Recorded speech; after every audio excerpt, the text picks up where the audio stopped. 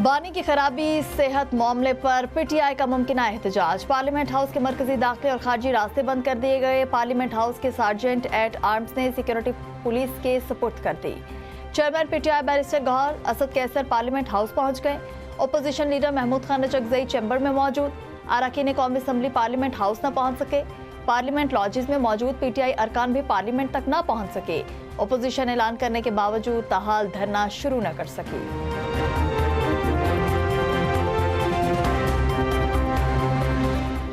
बानी पीटीआई की सेहत के हवाले से अब कोई अभाम नहीं रहा। अगर हकायक इसके बरक साबित हुए तो सेहत के मामले पर सियासत करना मुजरिमाना अमल होगा।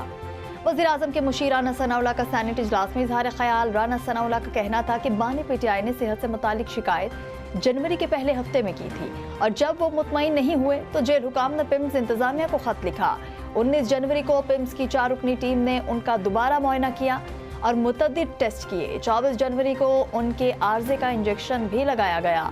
राना सनाउल्लाह ने कहा कि हकायक को तोड़ मड़ोड़ कर बयानियां बनाने की कोशिश न की जाए। तहरीक इंसाफ बानी की सेहत पर मुजरिमाना सियासत कर रही है।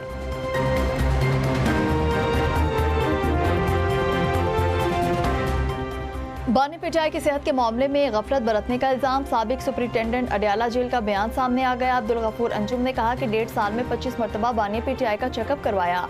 29 अगस्त 2025 को बिनाई कम होने की शिकायत की गई, जिस पर पिम्स के माहिर चश्म ने बानी की आंखों का मुआयना किया। साबिक सुपरिटेंडेंट अडयाला जेल के मुताबिक चार्ज छोड़ने के रोज 16 जनवरी को भी पिम्स के 3 रुकनी टीम ने बानी पीटीआई का चेकअप करवाया। इससे कबल जनवरी में 2 मरतबा बानी की आंखों का मुआयना हुआ।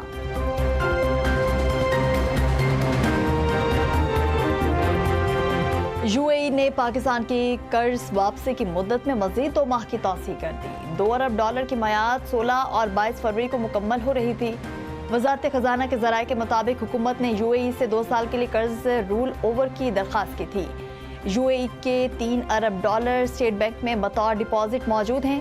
जराये का कहना है कि मौशी टीम और IMF के दरमियान इक्तिसादी जायजा मुज़ाकरात फरवरी के आखिरी हफ्ते में मुतवक्के हैं। हुकूमत इक्तिसादी जायजे की तकमील के लिए रूल ओवर प्रोसेस मुकम्मल करना चाहती है।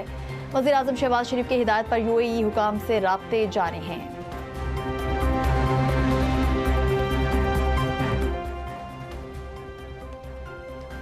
खैबर पख्तूनख्वा असम्बली के इजलास की तारीख एक मरतबा फिर तब्दील। आज दोपहर 2 बजे तलब करदा इजलास मुलतवी कर दिया गया। स्पीकर सूबाई असम्बली बाबर सलीम सवाती ने इजलास फिर 16 फरवरी को दोपहर 2 बजे तलब कर लिया। असम्बली सेक्रेटेरिएट की जानिब से एलामिया भी जारी कर दिया गया।